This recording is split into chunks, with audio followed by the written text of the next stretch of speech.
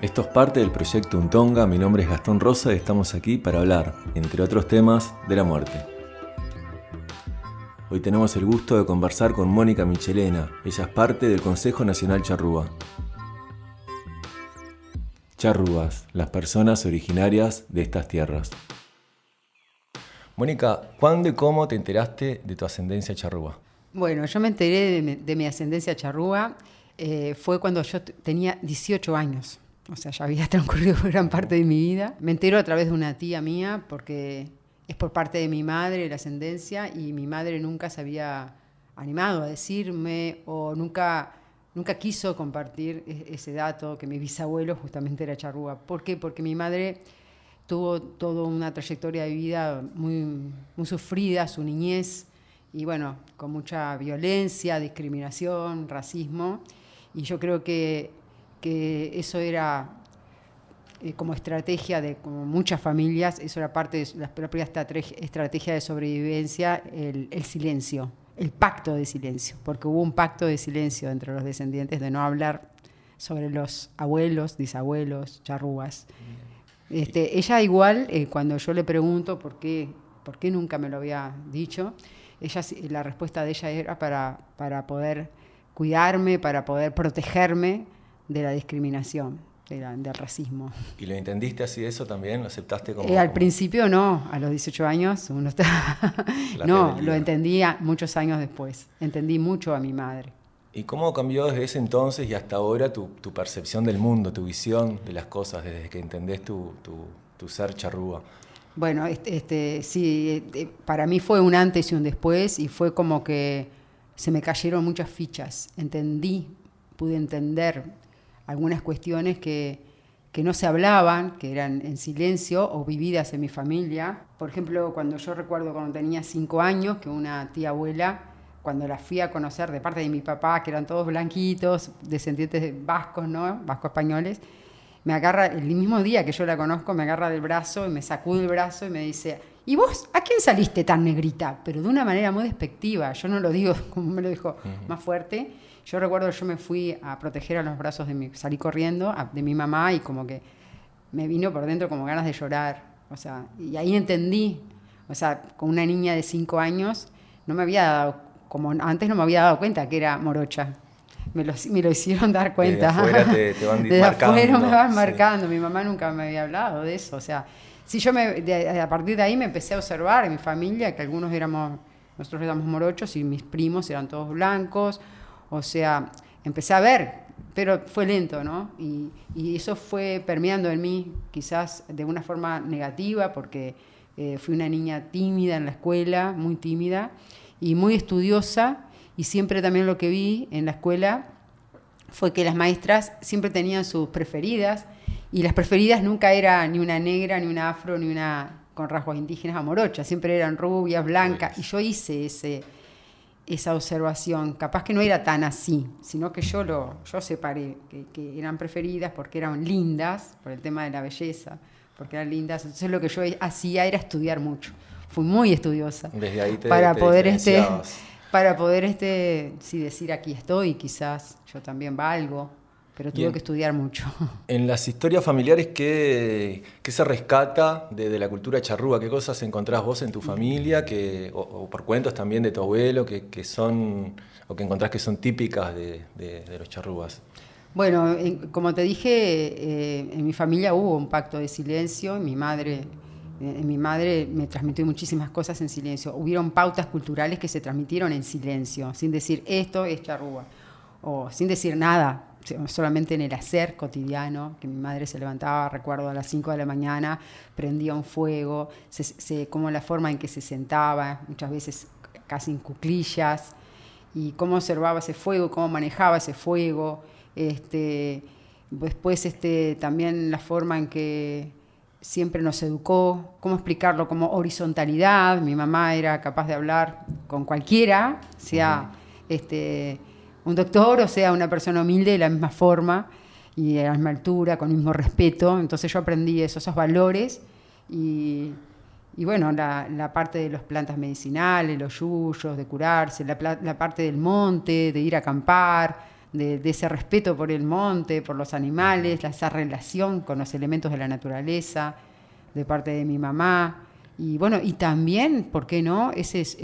Cuando ella me iba contando su vida, esa historia de dolor, que eso también ¿qué es lo que nos hace charrúas? Esa historia también es esa historia que tenemos, de despojo, de dolor, su historia personal, o sea, también eso me devela su parte indígena, su estar, o sea, su condición de pobreza extrema. Fue una niña que la mandaron a trabajar a las estancias a los 5 años y se crió de estancia en estancia.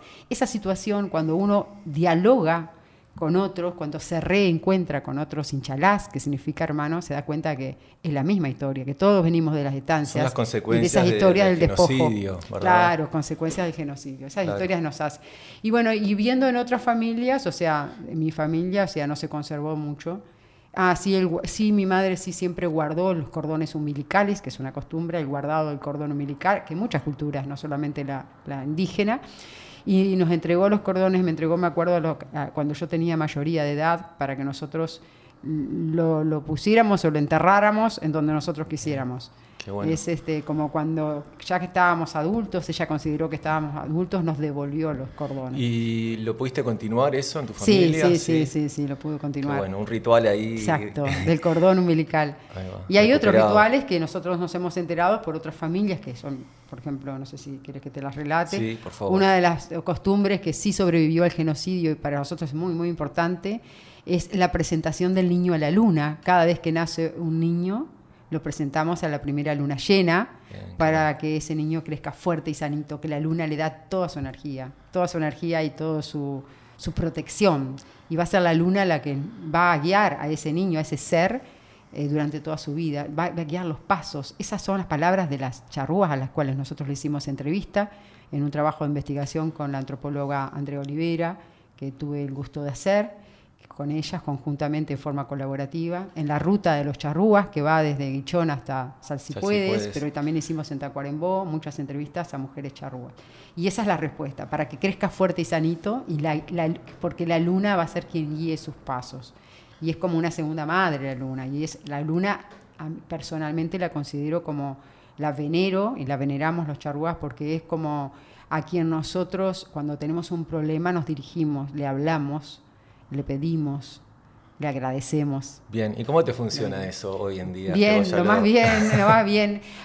Ahora yo presenté a mis tres, en familia eso se cortó, no se continuó. En muchas familias hubo una continuidad de esto, que por supuesto se hacía, esta costumbre no es pública, se hacía de las puertas de la casa para adentro. A mí me resultó muy bien con mis hijos y bueno, ahora tuve el placer de hacerlo con mi primer nieto, Inambí. Así que ahora en julio fue que lo presentamos a la luz. Bueno, felicidades entonces. Gracias. ¿Y hoy me hablabas del fuego y lo que significaba para tu madre desde la mañana, desde el amanecer? Exacto. ¿Vos cómo ahora, qué has encontrado en el fuego? Sí, yo no sé si es lo mismo que encontró mi mamá o parecido, porque mi madre al estar ahí en el fuego nos reunía ahí en el fuego, o sea, invierno, verano, y yo creo que uno dialoga con el fuego. El fuego es en esencia es un elemento, un ser vivo que nos da respuesta también. Podemos dialogar con él. Eso es lo que yo entiendo. El fuego es un ser viviente. Y así, por ejemplo, con lo que puede hacer las plantas silvestres o nativas, ¿también encontraste una relación o un poder ahí en las plantas como...? Sí, totalmente. Sigo, no sé tanto como me gustaría. Recién ahora en esta etapa de mi vida como me jubilé, estoy en un proyecto con otras hermanos charrúas sobre la recuperación de los saberes y de los conocimientos de estas plantas nativas medicinales. Y en eso estoy, yo creo que la relación va más en el territorio. Porque uno aquí puede sí ir y comprar, en Montevideo, ¿no? Puedes ir a una yullería y comprar y curarse, sí, por supuesto que es importante, pero la relación con la planta es es en el territorio. También uno lo puede tener en el jardín de la casa. Yo lo tengo, en mi casa está lleno de plantas medicinales, pero ahora tengo la experiencia de Tacuarembó, de estar en el monte, y no hay como encontrar la planta en el propio territorio ancestral, porque no es solo la planta.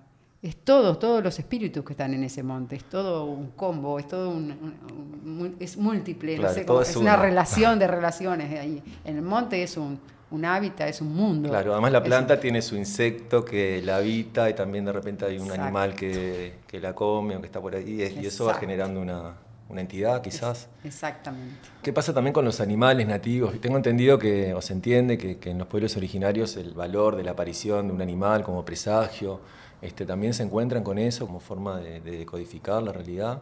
Sí, o sea, son cuestiones más bien hasta a nivel personal. Yo todavía grupalmente, a nivel colectivo, en las comunidades que hay, en las organizaciones, muchas veces el tema espiritual está en un proceso, no se habla tanto, se habla es sí cuando hacemos nuestros rituales que tenemos a nivel colectivo, pero así como vos decís de los mensajes, los presagios de los animales, sí, yo siempre desde jovencita, pero lo veo como más a nivel personal y lo puedo compartir con mi familia, con mis hijos, que también tienen esa sensibilidad.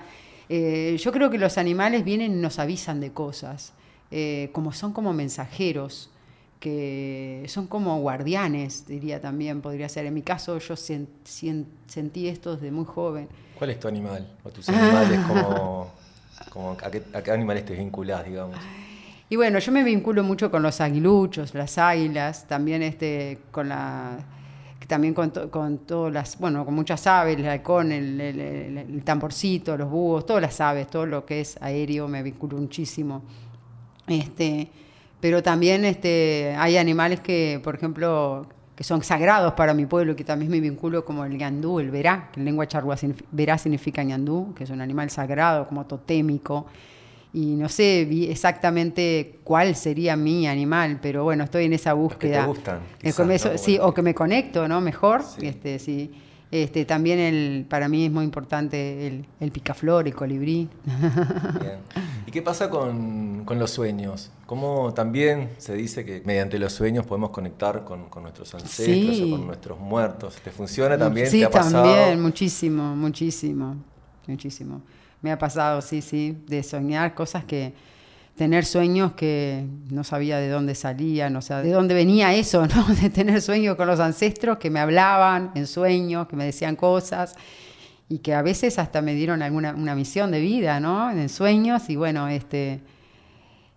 sueños que hasta el día de hoy sigo caminando, atravesando esos sueños. Es como que la vida también es atravesar esos sueños, caminar. Yo digo caminar el sueño, no sé cómo explicarlo, pero es como ir caminando ese sueño. Sí, que es real, fue un sueño, por ejemplo, importante que marcó mi vida, pero que a la vez hubo otros que lo complementaron y además en la vida misma, que es otro sueño para mí, uno se va atravesando esos sueños que son como recuerdos también, ¿no? Porque yo además, creo que son mensajes de los ancestros. Lo vas entendiendo también a medida que va pasando el tiempo. Creo que si recordás el sueño te permite ir visualizando, ¿no? Exacto, y te van dejando como ¿Y nos regalarías, pautas, ¿no? nos compartirías un sueño bueno, que hayas tenido? Ya igual lo escribí en mi trabajo de Mujeres Charrúas rearmando el Gran Quillapí de la Memoria, que trabajito de etnografía colaborativa que hice con esta antropóloga y con Mari Correa, una integrante de mi comunidad, hermana preciosa.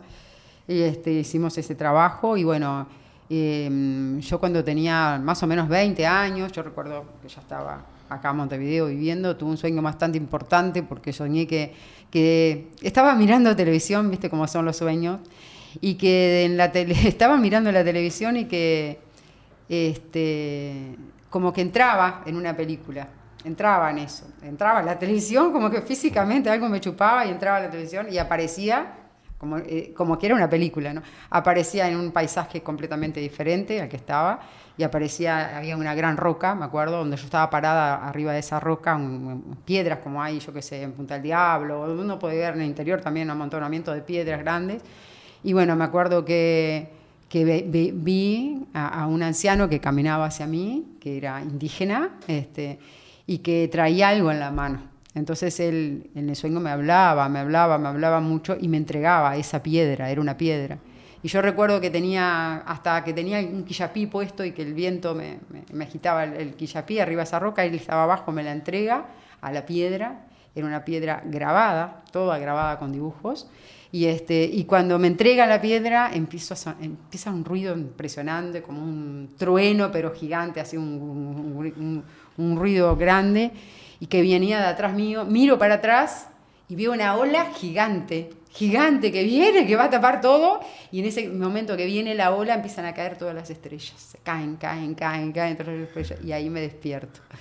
Y cuando yo me despierto y yo reconstruyo los dibujos, dibujo es una pieza es una piedra pulida de forma, como diría, alargada, redondeada en la punta, como que y no sé cómo explicarte la forma alargada y redondeada en la punta, y tenía muchos grabados, yo los dibujo. Y luego, más adelante, en un museo encuentro algo parecido. Bien. ¿Y qué significa todo eso para vos hoy? ¿Cómo lo...? Yo lamentablemente no pude nunca acordarme de las palabras de que el anciano me dijo específicamente, pero sí me recuerdo el contenido, el sentido de sus palabras, la energía, digamos. O sea, no. Él me habló o sea, que yo creo que la piedra esa, con esos grabados, representa la memoria de mi pueblo. Y al entregarme esa piedra, es como que me entrega la misión que yo tengo que hacer porque la memoria de mi pueblo se recupere, como encontrar esa memoria que está perdida, que está prohibida muchas veces, esa memoria indígena. Y bueno, mi misión es tratar de recuperar, hacer que otros también trabajen para esa recuperación de la memoria, no sola, sino es colectivo. Yo siento que ese trabajo es colectivo, pero que es también mi misión personal, hacer que esa memoria aflore, que emerja, que se reconozca esa memoria. Hermoso.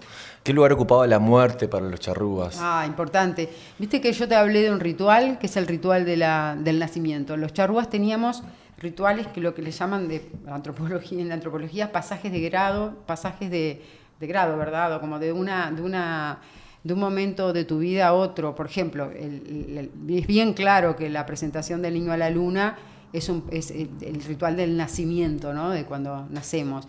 Después, lamentablemente, se han perdido, pero supuestamente había rituales en la infancia. Y luego hay otro ritual que es el de las líneas azules, que es de la mujer, que es el pasaje de la niñez a la adolescencia, de la primera menstruación de la mujer, que eso lo pudimos volver a practicar con mi hija Guidaí, pero lamentablemente solamente quedan los libros, o sea, no hay una colectivización, no se hace comúnmente, pero que cuando la niña tiene su primera menstruación se le tatuaban 3 líneas azules que iban de la punta del nacimiento en la frente, del nacimiento del pelo hacia la punta de la nariz, y según si fuera minuán o charrúa se diferenciaba. Las mujeres minuanes solamente tenían las 3 líneas en forma descendiente verticales hasta la punta de la nariz. Y las mujeres charrúas, aparte de tener esas 3 líneas, tenían dos transversales que le atravesaban el rostro y subían por la nariz. Las mejillas cubrían horizontalmente, una eran verticales y otra horizontal. Y bueno, y Guyunusa, por ejemplo, tenía este tatuaje, era un tatuaje de por vida, que para nosotros representan los ríos, las corrientes de agua, las líneas azules, porque cuando la niña pasa a ser mujer, porque la adolescencia, no existía la adolescencia como tal en el pueblo charrúa antiguo, y entonces pasaba a ser, tenía la posibilidad de ser madre, pasaba a ser mujer, podía, cuando amamantaba al bebé, el bebé podía ver las 3 líneas azules y las otras líneas, y podía ir amando, o sea, reconociendo en su madre a los ríos, y eso es algo tan sagrado como los ríos, los arroyos, todas las corrientes de agua. El agua es sagrada. Entonces, ese es otro ritual. Y después estaban los rituales de muerte, que también ya se dejaron de practicar hace mucho, ¿no? Que son muy fuertes. Por ejemplo. Hay varios, pero uno era que cuando se moría un pariente muy cercano, las mujeres se flagelaban los dedos. Por ejemplo, cuando se moría el compañero de vida, un hijo, un pariente cercano, se arrancaba un pedacito de la falange, ¿no? Un pedacito de dedo, o sea, un pedacito de cada dedo. Entonces se le veía a veces dicen las crónicas, los documentos, que se veían a las ancianas que no tenían no sé cómo se llama ese pedacito de acá, pero el dedo, la falange, ¿no? El pedacito más, o sea, se cortaba donde está la uña, ¿no? Entonces había ancianas que no tenían casi ese pedacito de dedo y era porque le habían muerto muchas familias cercanas. Esa costumbre se dejó de practicar porque el dolor que da en todas las culturas, ¿no? El dolor hacia el ser que parte, nosotros pensábamos que era tan fuerte que la forma era haciéndose eso físicamente para poder transitar ese dolor. Y otro ritual que se hacía, que hacían los hombres prácticamente, era que cada vez que también había una muerte cercana, los charrúas, los hombres se retiraban, hacían como un pozo en el suelo, un pocito, se retiraban, ahí se ponían, hay incluso una ilustración de este ritual, se ponían así como arrodillados en ese pozo y se clavaban en todo, se clavaban espinas en todo el cuerpo. Se hacían tajos también, muchas veces se hacían tajos, y se clavaban espinas de pescado, espinas, en todos los brazos, por ejemplo. Eso hay un dibujo de la época, un dibujo que ilustra justamente este ritual en los charrúas. Y también se hacían tajos. Y cuando me enteré, que también los adolescentes hoy en día se cortan, se hacen tajos, lo relacioné muchísimo. Sí, el dolor. Pero es un dolor, a través del dolor, ¿no? Ese ritual del dolor, sí, en el cuerpo, corporalizar ese dolor. Interesante. Hacerlo el vehículo del cuerpo. Por ejemplo, otra manera de que cuando un guerrero moría, se lo enterraba por ejemplo, se lo enterraba con sus enseres, con sus armas, pero también hubo casos en que el caballo que tenía se lo dejó estaqueado en la tumba, se lo dejaba estaqueado en la tumba del guerrero. O sea, que también moría ahí el caballo por inanición. O sea, había como un sacrificio, ¿no? del caballo. Claro. Entonces, también, bueno, se han encontrado en los cerritos de indios, también hay un caso de perros, ¿no? De un perro originario, que aquí nadie sabe que hubieron perros originarios de acá de estas tierras, no son traídos los perros todos, sino que hubieron perros prehistóricos, ¿no? Y ha encontrado una tumba con un perro también enterrado, con el dueño, con las personas, ¿no? Juntamente con las personas en el entorno del enterramiento, un perro. O sea que también... Qué lindo esto de ir reconstruyendo, ¿no? Lo que pasaba y cómo enseguida vamos imaginando, ¿no? Cómo vivían estas personas y qué les gustaba hacer y lo que significaban las cosas, la naturaleza, ¿no? Ay, también tengo otra cosa de la muerte. Adelante. Ahora me acordé. Bueno, hay una etapa ustedes saben, de persecución, primero los españoles, los portugueses, de persecución. Y en 1801 se le asignó al capitán Pacheco la misión de ir de hacer como una limpieza de los campos contra los charrúas, los bandidos, los que estaban siempre... Los que estaban fuera de la ley, vendría a ser como al norte del Río Negro se lo consideraba en esa época el desierto. ¿Por qué? Porque supuestamente no había gente, porque ellos no consideraban gente a mis ancestros. Entonces, querían incluso la forma de colonizar acá era lo que se llama el colonialismo de colonos, el asentamiento por asentamientos, o sea, se iba desplazando esa frontera, que primero llegaron al sur, después se iban haciendo el corrimiento de las poblaciones indígenas, cuando ellos construían fuertes primero, pero luego hacían pueblos, establecían pueblitos, ponían inmigrantes, ponían a los que habían venido, ¿verdad? O sea, iban poniendo gente, muchas veces era europea. Se iba desplazando. Y eso es como el asentamiento, el establecimiento de las colonias, ¿no? Y ahí se iba desplazando. Y en 1801 se quería fundar Belén, que queda allá, lo que es hoy el departamento de Salto. Entonces los charrúas no dejaban que se poblara, o sea, había enfrentamientos para que no se poblara. Y bueno, el capitán Pacheco hizo toda una recorrida para hacer esa campaña de limpieza de los campos, pero limpieza étnica, ¿no?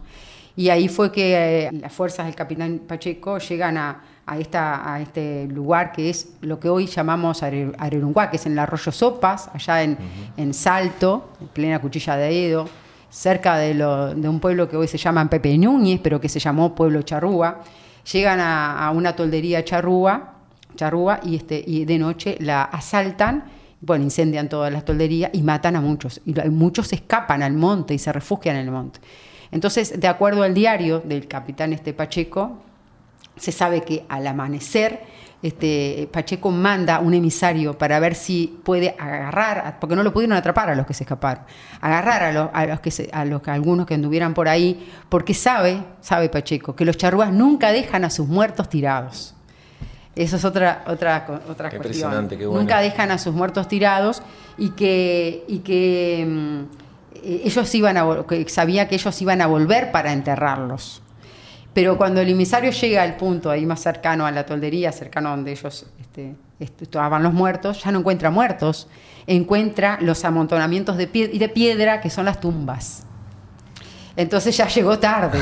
Pero sabemos que esos amontonamientos de piedra que hoy existen, que están siendo estudiados por varias arqueólogas y arqueólogos y historiadores también, Braco está ahí también, está Camila Gianotti también en ese trabajo, Moira Sotelo, de trabajar con esas tumbas, saben que son charrúas, saben dónde están, las identificaron todos, y son una de las pocas tumbas que saben que ahí hay charrúas, porque las tumbas no tienen etiqueta Nague, Noa, pero ahí saben por este hecho histórico, ya las identificaron, y así que para nosotros son lugares sagrados y es re importante. O sea, nunca dejaban a sus muertos tirados, los enterraban. ¿Y cómo los enterraban? La forma de enterramiento era muy particular. Porque ellos no hacían un hueco y no hacían un pozo en la tierra y ponían todo el cuerpo y lo tapaban de tierra, no. Era como un semi-enterramiento, un hueco, ¿sí? Un pozo, lo ponían ahí al cuerpo y luego lo tapaban con piedras. Lo tapaban todo con piedra. Y eso forma como, le llaman muchas veces caer como amontonamientos de piedras, que puede ser tumbas o no, pero en muchos casos son tumbas. Que hasta el día de hoy están esas tumbas charrúas o guenoas o lo que se sabe, pero ese como tratamiento de la muerte, ¿no? De las tumbas, de no dejar tirado, de la importancia del enterramiento, y muchas veces eran enterrados en los cerros también, los cerros son sagrados también. Había una idea también de marcar el lugar entonces donde estaban los muertos, como una idea de regresar también entonces al lugar, ¿no? Exacto, de marcar esos territorios, esos amontonamientos, pero marcaban que ahí estaban los ancestros y que ese lugar, ellos tenían un vínculo y seguimos teniendo un vínculo muy fuerte con los ancestros. Los ancestros no están muertos y los muertos no están faltos de poder. Para nosotros los muertos están y tienen poder. Y hay un diálogo también. Y hay un diálogo constante. Interesante también esto que hablás del entorno donde se entierran los muertos y también esto que hablamos hoy de las plantas, ¿no? Como los muertos también formando parte de ese sistema natural, ¿no? Con las plantas, los animales, el cerro. Muchas gracias, Mónica. Muy lindo escucharte y reconstruir esto que estás investigando y que también es tu ser, ¿no? Así que celebrarlo. También agregar que a nivel personal, te digo, y de muchos inchalás también, nosotros la muerte es nada más que cuando morimos decimos que vamos a caminar a las estrellas, pero a la vez estamos acá, es algo como que es una dimensión del universo como infinito, pero estamos arriba y estamos abajo y estamos en todas partes, pero que no, realmente el espíritu prevalece siempre. Qué bueno. Gracias, Mónica. Gracias a ti. Escuchaste Muerte, el podcast de Untonga.